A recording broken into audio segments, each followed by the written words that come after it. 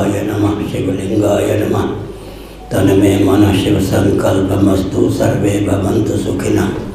नामापिते च मधुरं मधुरं स्वरूपं कर्मापिते च मधुरं मधुरा स्मृतिश्च। बुद्धिं प्रबोधय प्रभो मधुबोधशक्तिं विद्यां प्रयच्छ परमं परिभावयामि। कोमलं कूजयन् वेणुं श्यामलोऽयं कुमारकः वेदवेद्यं परं ब्रह्म भासतां हृदये मम। कूजन्तं राम रामेति मधुरं मधुराक्षरम् आरुह्य कविता शाखां वन्दे वाल्मीकिकोकिलं। निगमकल्पतरोर्गलितं फलं शुकमुखादमृतद्रवसंयुतं पिबत भागवतं रसमालयं। मुहुरहो रसिका भुवि भावुकाः ऋणादपि सुनीचेन तरोरपि सहिष्णुना। अमानिना मानदेन कीर्तनीय सदा हरि। नारायणाखिल गुरो भगवन् नमस्ते।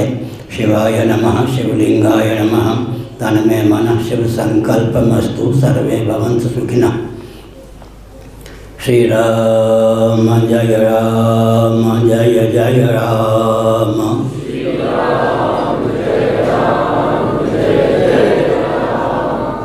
मौ का उच्चारण पूरा होना चाहिए। श्री राम जय जय राम।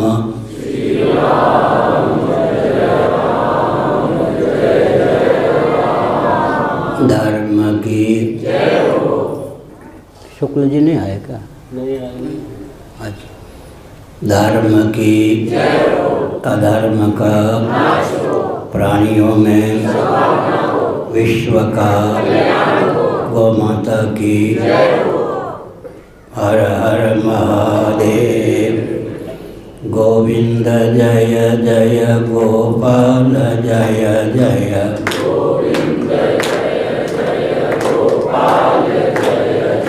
राधा रमण हरि गोविंद जय जय।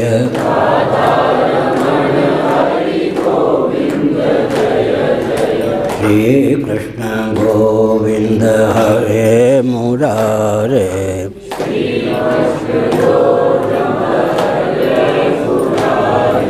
हे नाथ नारायण वासुदेव।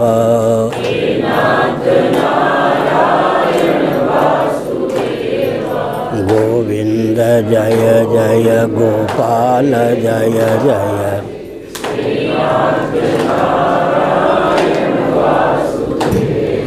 नारायण।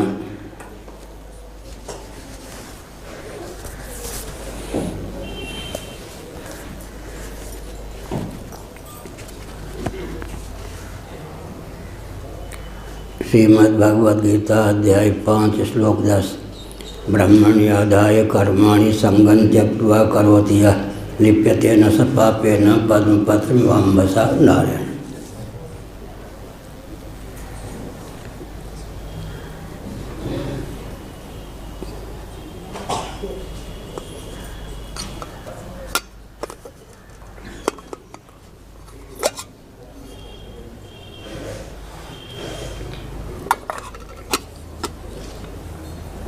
कस्मै देवाय हविषा विधेम। श्रुति ने याग को समाज शैली में व्यक्त किया। कस्मै देवाय हविषा विधेम। हविषा के कर्तव्य का देवाय के कर देव का उल्लेख किया गया। द्रव्य और देवता का सम्मिलित स्वरूप ही याग होता है।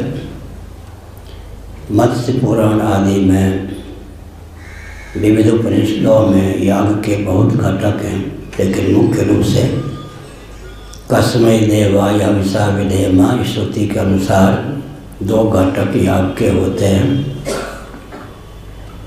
हविषा के द्वारा हवनीय द्रव्य का संकेत है। देवाय के द्वारा देवता का संकेत है। द्रव्य और देवता का सम्मिलित स्वरूप याग होता है, यज्ञ होता है, यह अभिप्राय। हविषा विधेम यहाँ कर्ता अपनी ओर से भावना व्यक्त करता है। बिना कर्ता के तो कर्म की सिद्धि हो ही नहीं सकती है।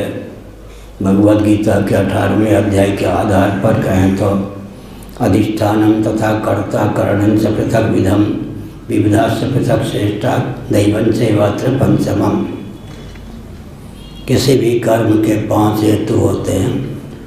अधिष्ठानम आधार, कर्ता, करण, करणगत विविध प्रकार की चेष्टा, अनुग्राहक देव। यह जो श्लोक है व्यावहारिक धरातल पर भी बहुत महत्वपूर्ण है। इसका उपयोग कई स्थलों में किया जा सकता है। उदाहरण के लिए कल्पना कीजिए रेल की दुर्घटना हो गई, जांच कमीशन बैठ गई। अब इस श्लोक के आधार पर कैसे काम करेगा? जो सदस्य हैं अधिष्ठानम, पटरीगत डब्बेगत त्रुटि के कारण तो दुर्घटना नहीं हुई। कर्ता ड्राइवर चालक के प्रमाद के कारण तो दुर्घटना नहीं हुई। अधिष्ठानम तथा कर्ता करणं च पृथक विधम, ब्रेक आदि फेल हो जाने के कारण तो दुर्घटना नहीं हुई। विविधा से पृथक चेष्टा, झंडी दिखाने में, सिग्नल देने में, इन सब हेतुओं से त्रुटि के कारण, झंडी देने में, सिग्नल देने में त्रुटि के कारण तो घटना नहीं हुई। कोहरे, बादल, आंधी, पानी आदि के कारण, दैवी प्रकोप के कारण, घन अंधकार के कारण तो दुर्घटना नहीं हुई। तो गीता का जो यह श्लोक है विविध क्षेत्रों में अगर इसका उपयोग किया जाए तो विकास की दृष्टि से भी इसका महत्वपूर्ण स्थान है। 2 प्रकार की दृष्टि भगवद गीता में इस संदर्भ में प्राप्त है। भगवद गीता के 4थे अध्याय के आधार पर विचार करें तो ब्रह्मार्पणम ब्रह्माविर ब्रह्माग्नौ ब्रह्मणाहुतम ब्रह्मैव तेन गंतव्यम ब्रह्म कर्म समाधिना। व्याकरण की दृष्टि से संपूर्ण श्लोक को गुंफित करें तो क्रिया, कारक और फल सब कुछ ब्रह्म ही है। क्रिया भी, कारक भी, फल भी एक ब्रह्म की ही तीनों रूपों में उद्भावना की गई है। ब्रह्मार्पणम ब्रह्मविर ब्रह्माग्नौ ब्रह्मणाहुतम ब्रह्मैव तेन गंतव्यम ब्रह्म कर्म समाधिना। एक दृष्टि है। हेतुओं के मूल में वेदांत प्रस्थान के अनुसार ब्रह्म तत्व ही सन्निहित है, परंतु व्यावहारिक धरातल पर उपयोगी सिद्धांत यही है। अधिष्ठानम तथा कर्ता करणं च पृथक विधम विविधा से पृथक श्रेष्ठा दैवं चैवात्र पंचमम्। इसका उपयोग व्यावहारिक धरातल पर भी पर्याप्त करना चाहिए। गीता के इस श्लोक को इंजीनियर आदि हैं उनके बीच में यथावत रखा जाए तो बहुत लाभ उठा सकते हैं, देश का उत्कर्ष हो सकता है। हमने एक संकेत किया। इसी प्रकार भगवद गीता के 8वें अध्याय और दूसरे अध्याय के आधार पर विचार करें तो व्यक्त, अव्यक्त और सनातन अव्यक्त या अक्षर, व्यक्त, अव्यक्त और सनातन अव्यक्त 3 कह देने पर ही सकल पदार्थों का सन्निवेश हो जाता है। अक्षर, अव्यक्त, सनातन, अव्यक्त 2 शब्दों का प्रयोग श्रीमद् भगवद गीता के 8वें अध्याय में किया गया है। अव्यक्ताव्यक्त या सर्वा, ये सब तो है ही। अव्यक्तादि निभूतानि, यह है ही। लेकिन गीता के 8वें अध्याय में एक व्यक्त, एक अव्यक्त, एक सनातन अव्यक्त।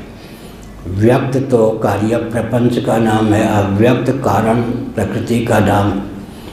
लेकिन एक है व्यक्ताव्यक्त से अतीत अक्षर संज्ञक सनातन अव्यक्त जो ब्रह्म तत्व है। अव्यक्त प्रकृति है, कार्य प्रपंच का नाम व्यक्त है। व्यक्त, अव्यक्त, सनातन अव्यक्त। वैज्ञानिक शैली में बोलें तो matter is nothing but energy, यहाँ तक वैज्ञानिक पहुँचे हैं। उससे आगे हम कहें तो energy is nothing but soul, soul is the super source of energy. Matter is nothing but energy, energy is nothing but soul, soul is the super source of energy. पदार्थों में जो विविधता दिखाई पड़ती है उसके मूल में शक्ति है, एनर्जी है। लेकिन एनर्जी का मूल जो है आत्मा, आत्मा ही सकल शक्तियों का सन्निवेश स्थान है। सकल शक्तियों का आश्रय आत्म तत्व ही सिद्ध होता है। तो गीता की दृष्टि से वैज्ञानिक जगत में भी बहुत कुछ लाभ प्राप्त हो सकता है। उस ढंग से गीतादि शास्त्रों के अनुशीलन की आवश्यकता है। हमने एक संकेत किया व्यक्त अव्यक्त और सनातन अव्यक्त। तो यहाँ पर विषय चल रहा है ब्रह्मण्यादाय कर्माणि, कर्म को समर्पण की आवश्यकता है। कस्मै देवाय हंसा विधेयमा, द्रव्य और देवता का संवेद स्वरूप ही याग है।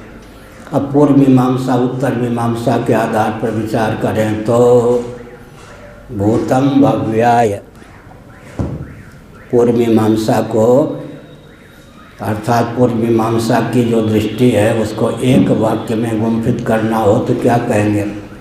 भूतम भव्याय।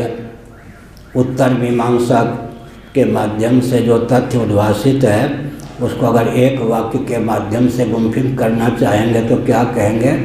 भव्यम भूताय। दोनों का सामंजस्य कर लें तो उत्तर मीमांसा पूर्व मीमांसा या पूर्व मीमांसा उत्तर मीमांसा का अभिप्राय हृदयंगम हो जाएगा। भूतम भव्याय, यही सृष्टि की संरचना जो हुई है वो यज्ञ के लिए। जितने हवनीय पदार्थ हैं वो सब यज्ञ के लिए ही हैं।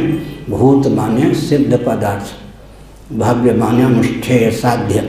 भूतम भव्याय, सिद्ध का विनियोग साध्य के लिए, इसीलिए यज्ञार्थ ही सृष्टि की संरचना है। हमारा आपका जीवन भी यज्ञमय होना चाहिए। भगवद गीता में द्रव्य यज्ञ की अपेक्षा किस किस यज्ञ को, ज्ञान यज्ञ आदि को उत्कृष्ट माना गया है, लेकिन द्रव्य यज्ञ मुख्य है। उसी के आधार पर अन्य याग को भी यज्ञ कहते हैं। उदाहरण के लिए इंद्रियाणि पराण्याहुरिन्द्रियेभ्यः परं मनः मनसस्तु परा बुद्धि यो बुद्धे परतस्तु सः यज्ञम यज्ञेन उपजुह्वति। इन सब वचनों के आधार पर भी हम अपने जीवन में यज्ञ का संपादन कर सकते हैं। विषयों को हवनीय द्रव्य मान लें। सन्यासी भी हमने एक दिन यहाँ कहा था इस प्रकार के याग का आलंबन ले सकते हैं। विषयों को हवनीय द्रव्य मान लें, इंद्रियों को अग्नि मान लें। बहुत अच्छा, जीवन में अद्भुत बल और वेग का संचार होगा। अब इंद्रियों को अग्नि द्रव्य मान लें, मन को अग्नि मान लें। मन रूप अग्नि में, वहनी में इंद्रिय रूप अग्नि द्रव्य को होम दें भावना की प्रगल्भता से। फिर मन को अग्नि द्रव्य मान लें और बुद्धि को अग्नि मान लें। इस प्रकार से हमने संकेत किया। इंद्रियाणि पराण्याहुरिन्द्रियेभ्यः परं मनः मनसस्तु परा बुद्धि यो बुद्धे परतस्तु सः। बुद्धि से भी परतर अत्यंत उत्कृष्ट कौन है? आत्मतत्व। बुद्धि को भी हवनीय द्रव्य मानकर आत्मा रूपी अग्नि में हवन कर दें। इसके द्वारा जीवन में दिव्य बल और वेग का संचार होगा। यज्ञमय जीवन होना चाहिए, योगमय जीवन होना चाहिए। गीता का पूरा अध्ययन करके अगर 2 वाक्यों में गीता को गुम्फित करना हो तो यज्ञमय योगमय जीवन होना चाहिए। यज्ञ और योग अंत में योग का पर्यवसान भी यज्ञ में, यज्ञ का पर्यवसान भी विवक्षावसात योग में हो जाता है। अब तक हमने बताया कि द्रव्य और देवता का संवेद स्वरूप याग है। इंद्राय स्वाहा इदम इंद्राय नमः। कर्ता जो है हवनीय द्रव्य का उपयोग तत्त देवता के लिए करता है, फिर उस पर अधिकार अपना नहीं मानता। इंद्राय स्वाहा इदम इंद्राय नमः। यही तो त्याग का, दान का स्वरूप है ना। जब कोई दाता देव वस्तु का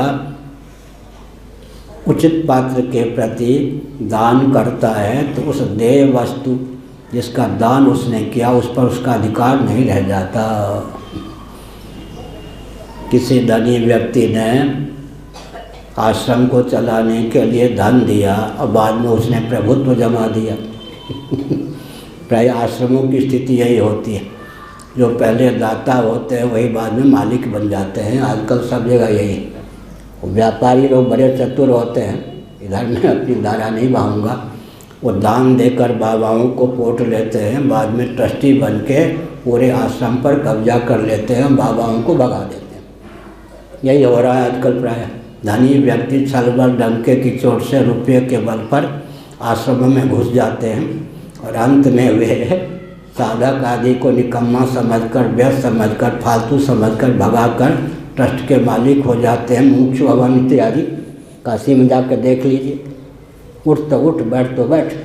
दंडी स्वामी ट्रस्टियों के नीचे बैठे होते हैं, दंडी स्वामी के ऊपर कुर्सी पर बैठे हुए लाला लोग होते हैं। इसलिए बहुत सावधान होना चाहिए। महापुरुष लोग आश्रम बनाते हैं, लेकिन बाद में वो आश्रम कहाँ चला जाता है। दाताओं के इससे दाता एक राम, भिखारी सारी दुनिया। पहले लोग गाते थे, पुराने भजन अब बंद हो गए। दाता एक राम, भिखारी सारी दुनिया। तो विधा मैंने संकेत किया कि द्रव्य और देवता का संवेद स्वरूप याग होता है। कर्ता द्रव्य का हवनीय पदार्थ का उपयोग देवता के निमित्त करता है, फिर अपना स्वामित्व छोड़ देता है। उस स्वामित्व छोड़ने के बाद देवता के प्रति समर्पित जो द्रव्य होता है, उस स्वामित्व छोड़ने वाले के जीवन में दिव्यता का संचार कर देता है।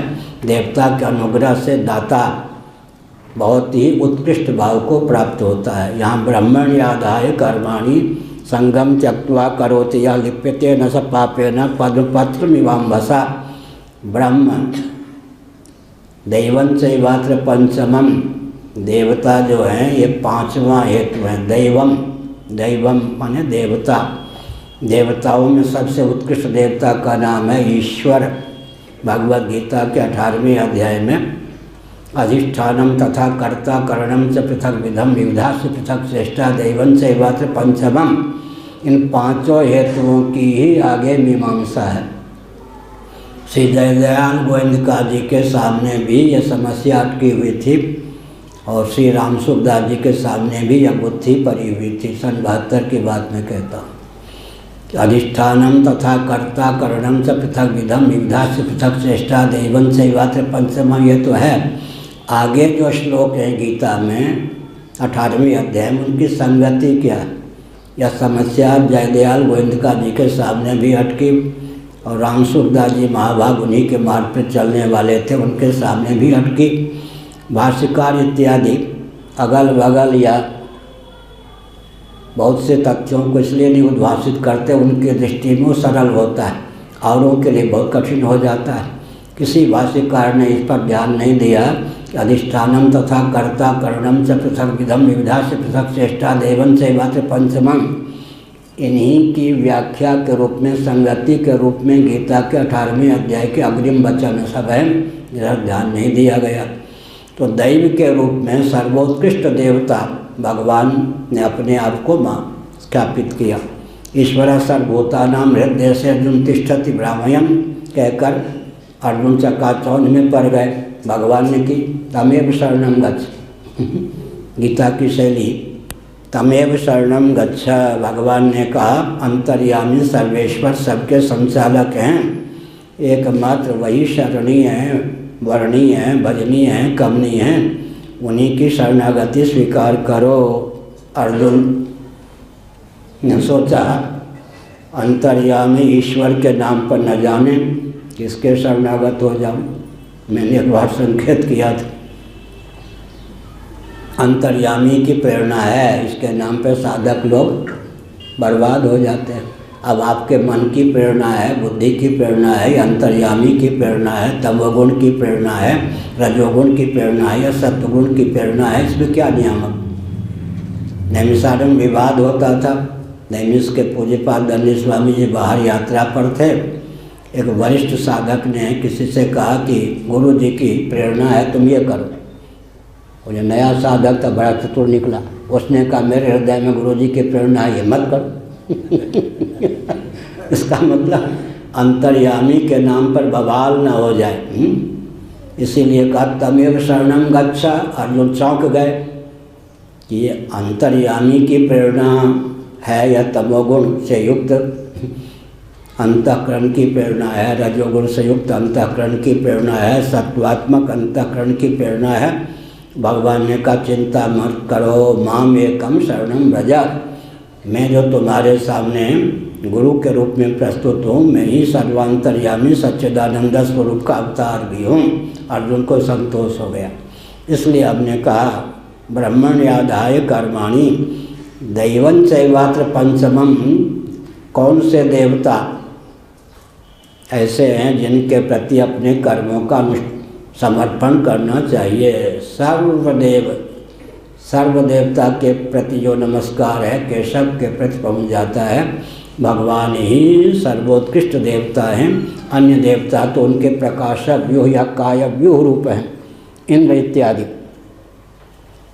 इत्यादि जितने देवता हैं परम देव परमात्मा के प्रकाशक व्यूह या काय व्यूह कहने में कोई संकोच हो तो पूज्यपाद महाराज श्री ने एक बार कहा प्रकाशक व्यूह कह देना चाहिए। हमने काय व्यूह शब्द का प्रयोग किया। काय शब्द का अर्थ कहीं लौकिक धरातल पर जो अपकृष्ट है वही न सिद्ध हो जाए, तो महाराज ने कहा ऐसे स्थल पर काय व्यूह के स्थान पर प्रकाशक व्यूह शब्द का प्रयोग किया जाए तो अच्छा। एक ही बार बोले, अगर मैं चूक ही जाता। ये भी एक विचित्र बात। 10-10 साल 20-20 साल के लिए महापुरुष के संपर्क में मैं रहा, लेकिन यह मत समझिए कि एक ही बात बार बार कहें। एक बार उनके मुख से जो बात निकली दोबारा निकली नहीं, और उस बार की बात पर ध्यान न देते तो ज्ञान नहीं हाथ लगता। महाराज ने कहा प्रकाशक व्यूह शब्द का प्रयोग तो किया गया है योग शास्त्रों में, लेकिन भगवान को लेकर अगर बात करनी हो तो अच्छा है कि काय व्यूह शब्द का प्रयोग तो किया गया है। भगवान के संदर्भ में अगर काय व्यूह के स्थान पर प्रकाशक व्यूह, क्योंकि अकाय आवरण कहा गया, इसलिए प्रकाशक व्यूह का शब्द का प्रयोग करें तो बहुत अच्छा। मुझे संकेत करके उन्होंने मुस्कुरा कर कहा, तब से मैं काय व्यूह के साथ साथ प्रकाशक व्यूह शब्द का भी प्रयोग करता हूँ।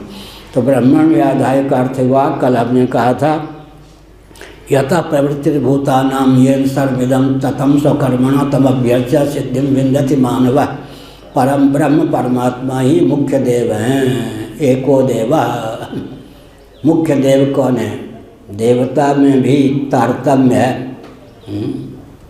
नैनत देवाः, यहाँ देवता का अर्थ क्या हुआ जी? नैनत देवाः, नैनत देवा प्लुवन पूर्ववर्षत नैनत देवाः। द्योतनशील इंद्रियों का नाम भी देवता है।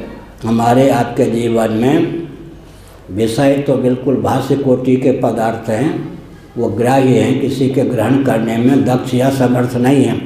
देवता की जब गणना होती है तो सबसे पहले इंद्रियों का उल्लेख होता है, क्योंकि विषय करण सुरजीव समेता सकल एकते एक सचेता सबकर परम प्रकाशक जोई राम अनादि अवधपत सोई। चेतना संपन्न तो इंद्रियां हैं। भगवान भाष्यकार ने देवता को ही आरोह क्रम से प्रथम चेतन माना, लेकिन सामान्य रीति से नैनत देवाः, यहाँ देवता का अर्थ है द्योतनशील इंद्रियों को भी देवता कहते हैं। इंद्रियां अध्यात्म कोटि प्रविष्ट भी हैं, विवक्षावसात इंद्रियों को अधिदैव भी कहते हैं, क्योंकि उनमें विषय प्रकाशन की क्षमता सन्निहित है, इसीलिए इंद्रियों को देवता कहते हैं। फिर इंद्रियानुग्राहक देवताओं को देवता कहते हैं। फिर इंद्रियानुग्राहक देवता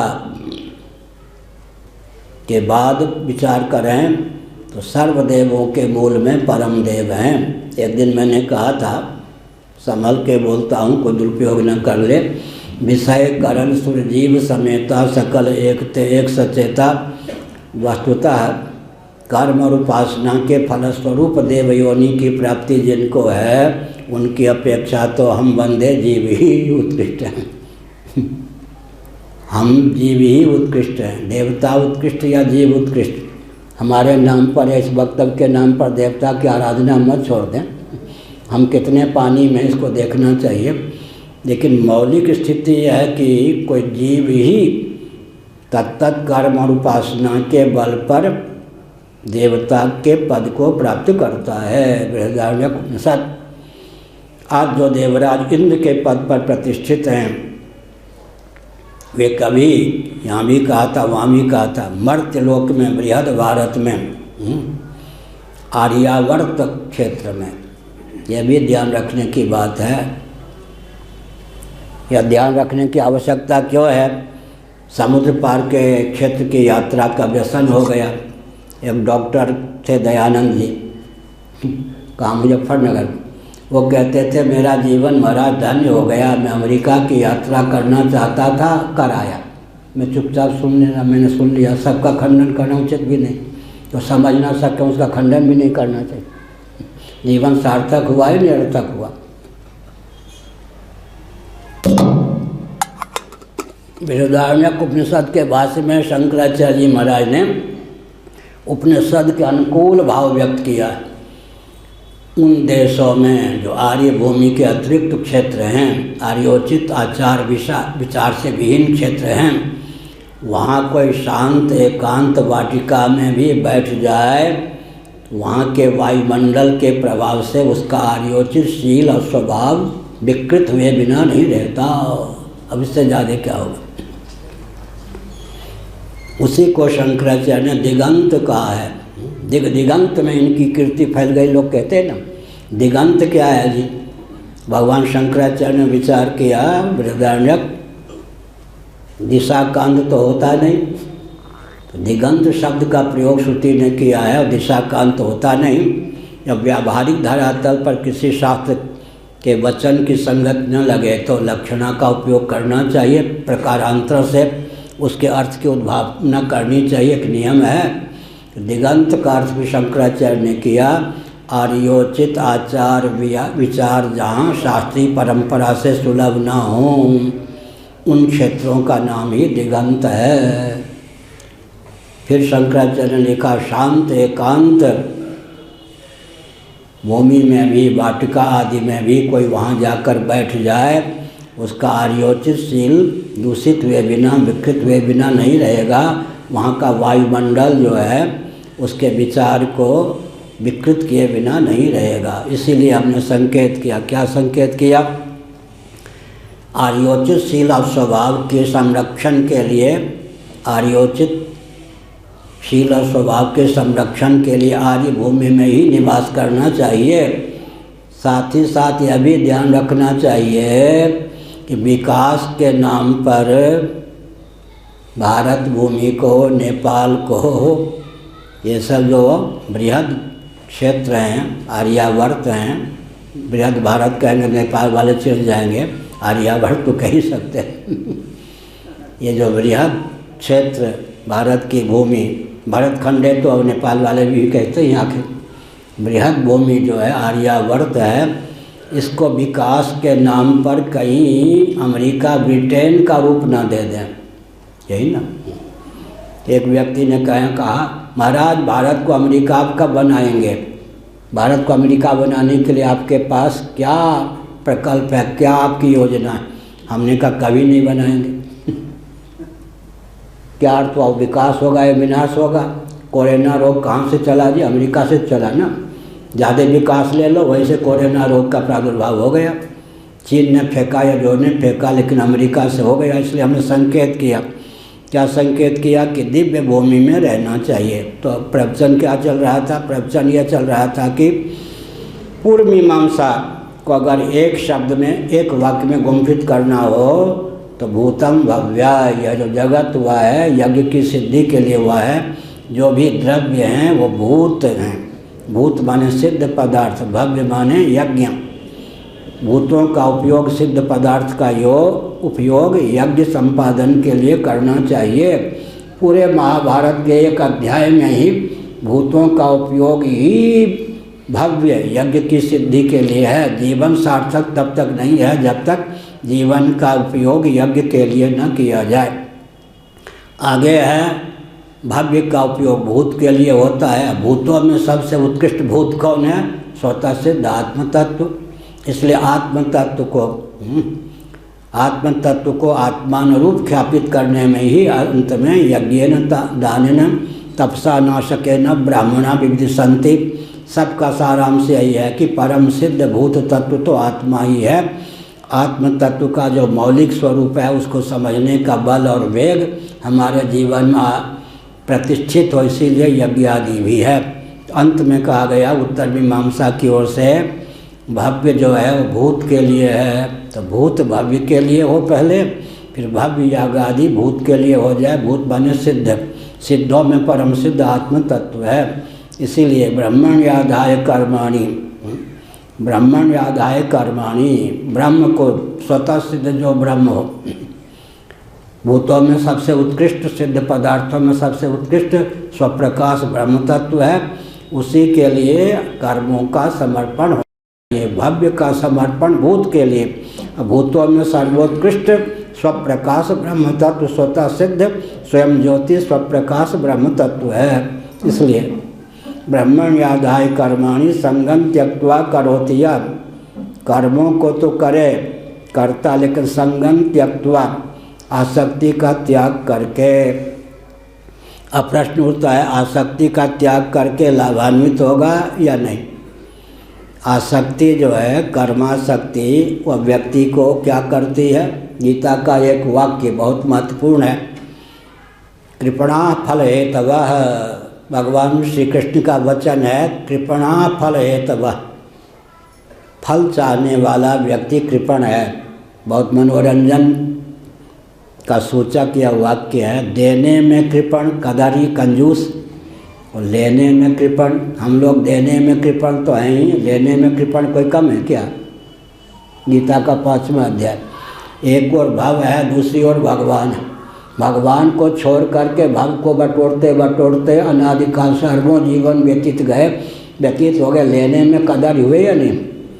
एक ओर भगवान है, गीता का 5वां अध्याय, एक ओर भगवान है एक ओर भव है। हमारा जीवन किसके लिए है, भव के लिए है या भगवान के लिए है। बड़ी विचित्र बात है। इसीलिए हम लोग लेने में कंजूस हैं। कृपणा फल हेतवः, कर्म का फल अपनी बुद्धि की सीमा में अंकित करने पर हमको हानि होती है। अगर कर्म को स्वतंत्र छोड़, जैसे किसी पक्षी को पकड़ लेंगे तो उसके उड़ने की क्षमता होने पर भी स्तंभित हो जाएगी। पक्षी को पकड़ेंगे नहीं तो उड़ने में वो नभोमंडल में भी गमन करने में समर्थ होगा। इसी प्रकार समझना चाहिए, जब कर्ता अपनी बुद्धि की सीमा में वेदादि शास्त्र सम्मत किसी कर्म के फल का क्या नियोजन करता है, इस कर्म का इतना फल या यह फल हमको मिलना चाहिए, तो मानव कर्म की गति को स्तंभित कर देता है। जैसे कोई व्यक्ति उड़ान भरने वाली चिड़िया को पकड़ ले तो बेचारी चिड़िया क्या करेगी, नभोमंडल में उड़ान नहीं भर सकती, या पिंजरे के अंदर रख दे तो उसके फुदकने का स्थान कितना होगा, यहाँ इतना ही होगा, इतना सा पिंजरे में फुदकते ही रहे चिड़िया। इसी प्रकार से कृपणा फल हेतवः, देने में कंजूस कौन है, जो वेदादि शास्त्र सम्मत कर्म जिसका फल ब्रह्म की प्राप्ति तक हो सकता है, सीधे नहीं परंपरा से। कर्माणि चित्त शुद्ध्यर्थम एकाग्र्यार्थम उपासना ऋते ज्ञानान न मुक्ति ज्ञानादेव तु कैवल्यम। ये गीता के अनुसार संगम त्यक्त्वात्म शुद्ध है 5वां अध्याय, कायेन मनसा बुद्धिया केवलैरिंद्रियैरपि योगिनः कर्म कुर्वन्ति संगम त्यक्त्वात्म शुद्ध है। यहाँ आत्म शुद्ध है अंतःकरण की शुद्धि के लिए। और 6ठा अध्याय में योग आत्म विशुद्ध है, आत्म विशुद्ध है, विसर्ग लगा दिया। उपासना के द्वारा योग के द्वारा अंतःकरण विशुद्ध होता है, कर्म के द्वारा अंतःकरण शुद्ध होता है। कर्म के बाद में उपासना समाधि के द्वारा अंतःकरण विशुद्ध होता है। तो हमने क्या संकेत किया, कृपणा फल हेतवः। जब हम अपनी ओर से लौकिक पारलौकिक फल का अनुसंधान करते हैं तो मानो कर्म का जो फल अगर उसको स्वतंत्र छोड़ दें, तुम्हारा जो फल हो ना हो वही हो, तो कर्ता के अंतःकरण को शुद्ध और समाहित करने में कर्मों का उपयोग विनियोग हो जाए। जब कर्म, उपासना भी कर्म है, कर्तृतंत्र जो कुछ भी है उसका नाम कर्म है, तो उपासना भी कर्तृतंत्र होने के कारण कर्म है, शंकर भाष्य।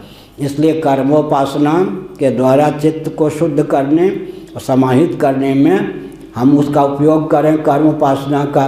जब चित्त हमारा शुद्ध और समाहित हो जाएगा, निर्मल निश्चल हो जाएगा, तो जैसे निर्मल निश्चल जल पर व्यक्ति का प्रतिफलन होता है, व्यक्ति के बिंब का प्रतिफलन होता है, वैसे निर्मल निश्चल चित्त पर आत्म तत्व जो सच्चिदानंद स्वरूप है उसका प्रतिफलन होगा। साथ ही साथ निर्मल निश्चल चित्त की यह कसौटी है कि वह आत्मा, परमात्मा, महात्मा तीन के अतिरिक्त कहीं आकृष्ट न हो। आकर्षण शक्ति, चित्त निर्मल हो गया, निश्चल हो गया, इसकी कसौटी क्या है? चित्त के आकर्षण का केंद्र आत्मा, परमात्मा, महात्मा ही हो। गुरु गोविंद और ग्रंथ के प्रति ही चित्त समाकृष्ट हो, समझना चाहिए। चित्त निर्मल हो गया, चित्त निर्मल हो गया। एक बार गोमती तट पर मध्याह्न काल में, गर्मी के दिनों में, और जहाँ सन्यासी आदि के मुर्दे बहाए जाते थे, उधर रेल की पटरी के पास मैं चला गया स्नान करने। देखा कि कछुआ भटकते भटकते, बहुत गर्मी थी, बेचारा छटपटा रहा था, तट से सुदूर चला गया था। मैंने सोचा कि पूरी पीठ का गोत्र कश्यप है और शरीर की दृष्टि से भी कश्यप गोत्र ही है, दोनों में तालमेल है, और ये कछुआ है तो हमने उसको पकड़ लिया, ये भी कश्यप है, पकड़ लिया। हम क्या सोच रहे थे मालूम है? इसको सुदूर से, मान लीजिए यहाँ गोमती थी तो वहाँ से लेकर आएंगे, जब इसको जल के पास जाके छोड़ देंगे तो जल में चला जाएगा, बेचारा बच जाएगा। वो कछुआ गणितज्ञ इतना बड़ा था, हम क्या गणितज्ञ उसके सामने, कुछ भी नहीं। कछुआ अंदर से देखता रहा। उसको हुआ कि पहले तो कौवा चोंच मारना चाहते थे, बड़ा कौवा कोई आ गया, इसने पकड़ लिया। वो सुने या न सुने, समझे या न समझे, हमने कहा हम कौवा नहीं हैं, अरे बउआ तुमको तो हम पानी तो पहुंचाने वाले हैं, तुम्हारे हितैषी। लेकिन अंदर से वो देखता रहा। हम तो पकड़े रहे, लेकिन उसने गणित का आलम्बन लिया कि उसमें कितनी छलांग लगाने की क्षमता है। गोमती का जल जो है वहाँ तक वो छलांग लगाकर पहुँच सकता है या नहीं। हमारे मुट्ठी को खोल करके एकदम झटके देकर पानी में वो छलांग लगा के पहुँच गया। हमने शिक्षा ले ली क्या? हमने शिक्षा ले ली कि कितना गणितज्ञ था वो, उतना बड़ा गणितज्ञ था कि वो हमारे चपेट से मुक्त होकर उसने इस ढंग से छलांग लगा दी कि सीधे वो गोमती में जाकर गिरा, मरा नहीं, उसको जीवन प्राप्त हो गया। तो हमने संकेत किया, क्या संकेत किया? ब्रह्मण्याधाय कर्माणि संगम त्यक्त्वा करोति यः कृपणा फल हेतवः। इन सब वचनों का अभिप्राय क्या है? हम अपनी तुच्छ बुद्धि के अनुसार जो कर्म का फल निर्धारित करते हैं, वो फल हमारे लिए हमारी कदायता, कंजूसी का परिचायक होता है। कर्म के साथ छेड़छाड़ न करें, और कर्म को, कल हमने कहा था, उद्गम स्थान की ओर ले जाएं। कर्म को ब्रह्म को लक्ष्य बनाकर कर्म को ऊर्ध्व गति करेंगे तो बीच में केवल शब्द ब्रह्म वेद रूप घाटी की प्राप्ति होगी। अक्षर परमात्मा से शब्द ब्रह्म की अभिव्यक्ति, शब्द ब्रह्मात्मक वेद से शास्त्र सम्मत कर्म की अभिव्यक्ति। अगर कोई कर्ता अपने कर्म का लक्ष्य उद्गम स्थान, परम उद्गम स्थान परमात्म तत्व को ही बना लेता है तो कर्म जो है वह असीम फल देता है। असीम फल का अर्थ है हम अपनी ओर से जिस फल का आकलन भी नहीं कर सकते उतना फल, अर्थात ब्रह्म तक, परब्रह्म तक, अक्षर संज्ञक आत्म तत्व तक पहुँचने के अनुकूल बल और वेग का आदान कर देता है। इसलिए ब्रह्मण्याधाय कर्माणि, इस पर पूर्व पक्ष हम स्थापित करते हैं। कम्युनिस्टों का आक्षेप है श्री कृष्ण पर, पूंजीवादी था श्री कृष्ण, हमने कह रहे कम्युनिस्टों का आक्षेप है गीता के कर्मण्येवाधिकारस्ते मां फलेषु कदाचन, ये सब माते संगोस्तु कर्मणि, इस पर कम्युनिस्टों ने आक्षेप जड़ दिया। श्री कृष्ण जो थे वो पूंजीवादियों के पक्षधर थे। पूंजीवादी क्या कहते हैं? बेटा हमारे यहाँ काम करते रहो, मजदूरी मत चाहो, ये ना, माँ फलेषु कदाचन, चाहो तो 5 रुपया रोज ले लो, 10 रुपया ले लो, आजकल के जैसे 100 रुपया रोज ले लो। तो श्री कृष्ण जो थे और मजदूरों के शोषक थे, लोगों के शोषक थे, क्योंकि उन्होंने लोगों को फल से वंचित किया। बताओ, कर्म करें और वेतन न लें, कर्म करें और फल न चाहें, कम्युनिस्टों की विचारधारा है, गीता के विरुद्ध। लेकिन कृपणा फल हेतव पर विचार नहीं गया उन कम्युनिस्टों का। अगर अपनी ओर से हम फल का अनुसंधान करेंगे तो घाटे में रहेंगे।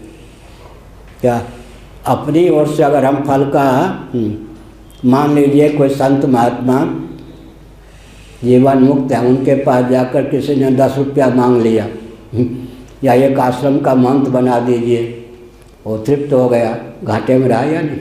उनसे तो भाई तत्व ज्ञान प्राप्त करके तो मुक्त हो सकते हो, भगवत भक्ति प्राप्त करके भगवान से एकीभूत हो सकते हो, तो घाटे में रहा या नहीं? कृपणा फल हेतव। इसका अर्थ क्या है? इसका अर्थ यही है कि जब जीव अपनी तुच्छ बुद्धि के द्वारा किसी भी कर्म या उपासना के फल का अनुसंधान करता है तो उसकी कृपणता लेने को लेकर व्यक्त होती है। हम सब कृपण हैं। अनादिकाल से पूर्व शरीर को छोड़ते समय तक हमारे जीवन में कृपणता नहीं होती, उदारता न होती, तो हम भव को न चाहकर भगवान को ही चाहते। और जो भगवान को चाहता है, भगवान जिसे प्राप्त हो जाते हैं, भव उसके हाथ से खिसक जाएगा क्या? भगवान शंकराचार्य महाभाग ने छांदोग्य श्रुति के भाष्य में एक अनुपम तत्व उद्भाषित किया। एक दिन मैंने कहा भी था, लेकिन बहुत महत्वपूर्ण तथ्य है। आप लोग बहुत भाग्यशाली हैं, मैं कोई अभागा नहीं हूँ।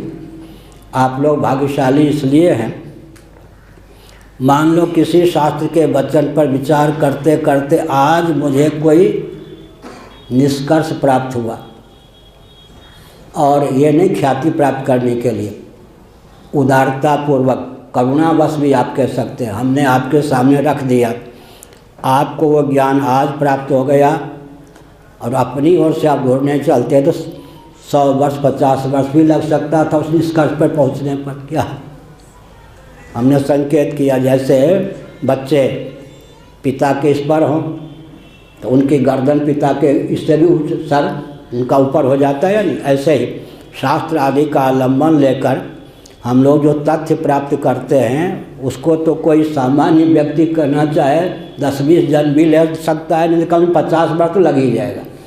जो तथ्य शास्त्रों से हम लोगों को प्राप्त होता है, सामान्य व्यक्ति तो 10-20 जन में प्राप्त कर ले, वो भी कठिन है। अगर कोई विचारक है तो भी 40-50 साल उसके लग सकते हैं।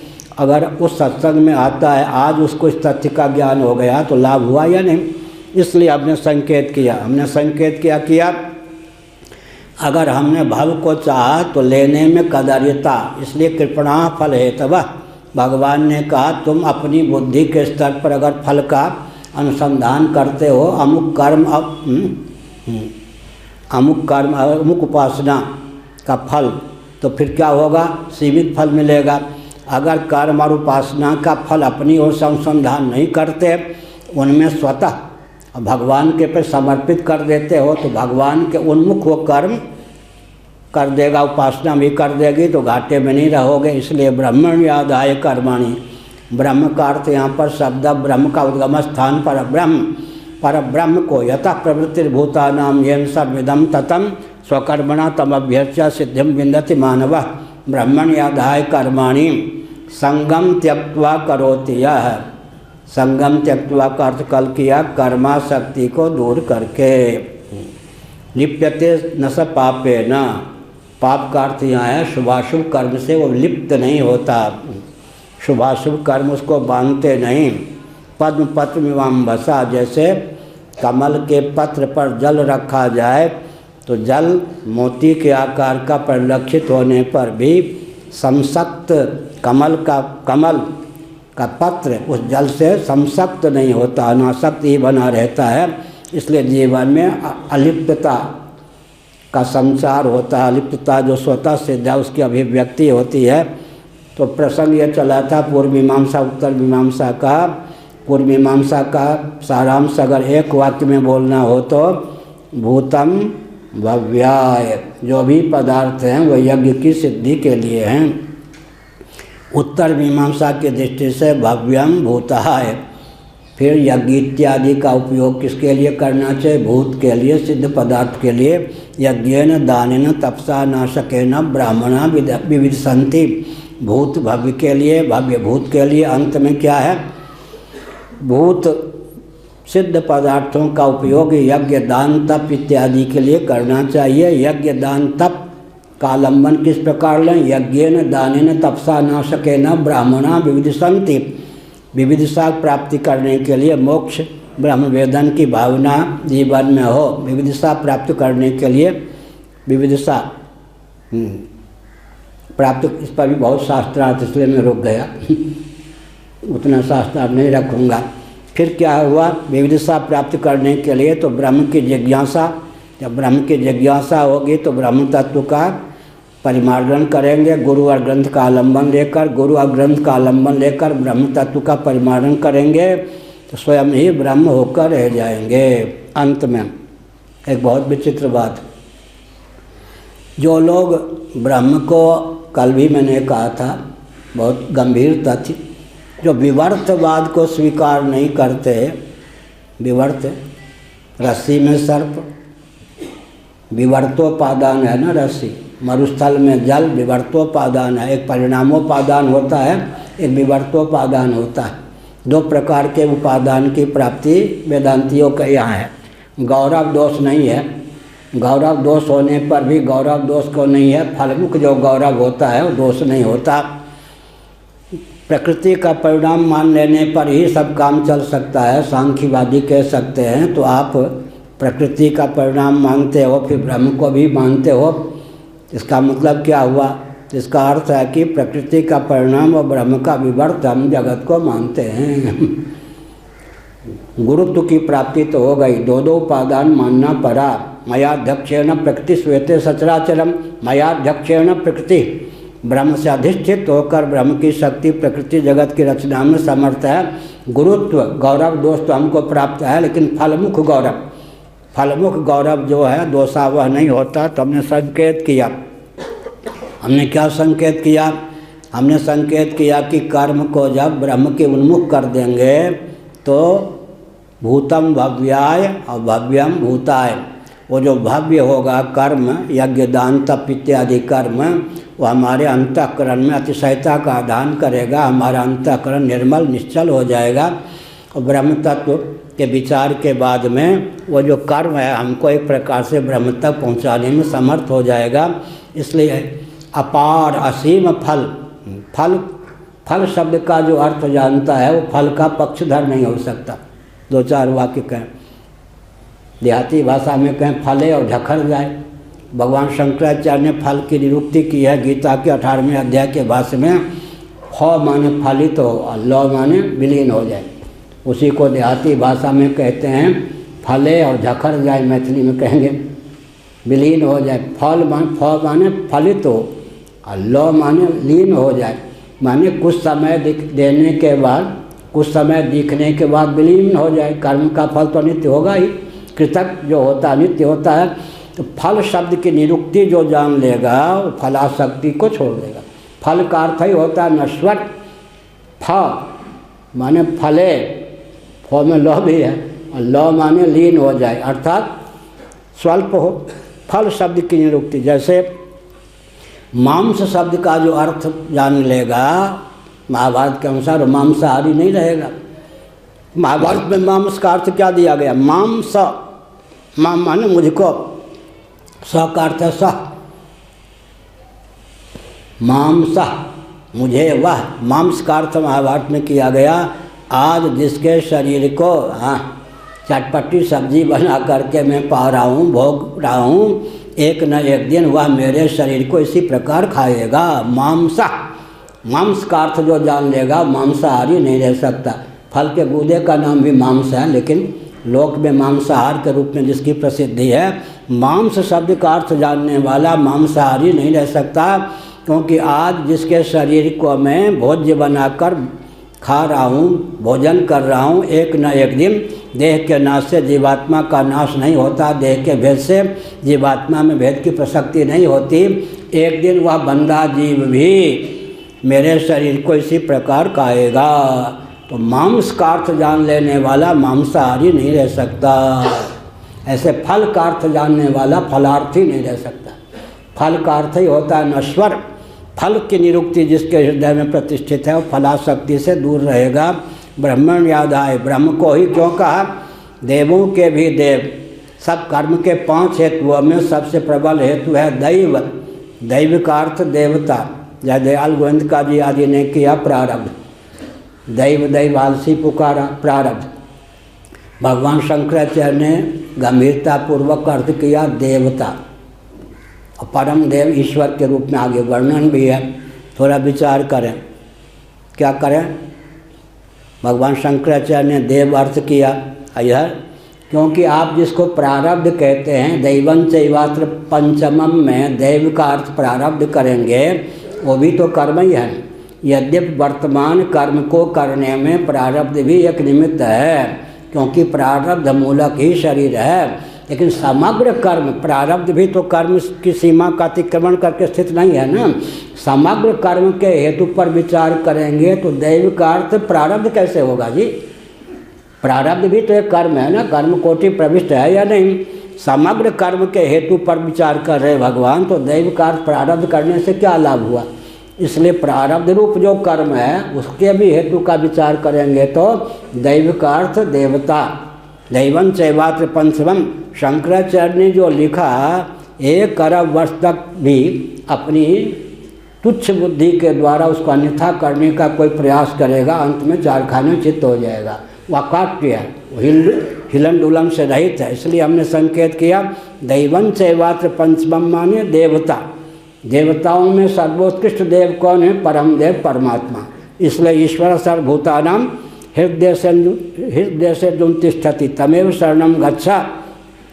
लेकिन अर्जुन को हुआ कि अंतर्यामी के नाम पर न जाने किसके चपेट में पड़ जाऊं, तो भगवान सुलभ थे, उन्होंने कहा मां एकम शरणम रजा। जिस अंतर्यामी सर्वेश्वर के प्रति मैं तुझे कहता हूँ, भेज रहा हूँ तुम्हारे मन को, उस सर्वेश्वर का ही मैं अवतार हूँ। डिंग नहीं मारा, वस्तु स्थिति यही थी, उस सर्वेश्वर का ही मैं अवतार हूँ। इसलिए माम एकम शरणम रजा, ब्रह्मण्याधाय कर्माणि हरि ओम नारायण।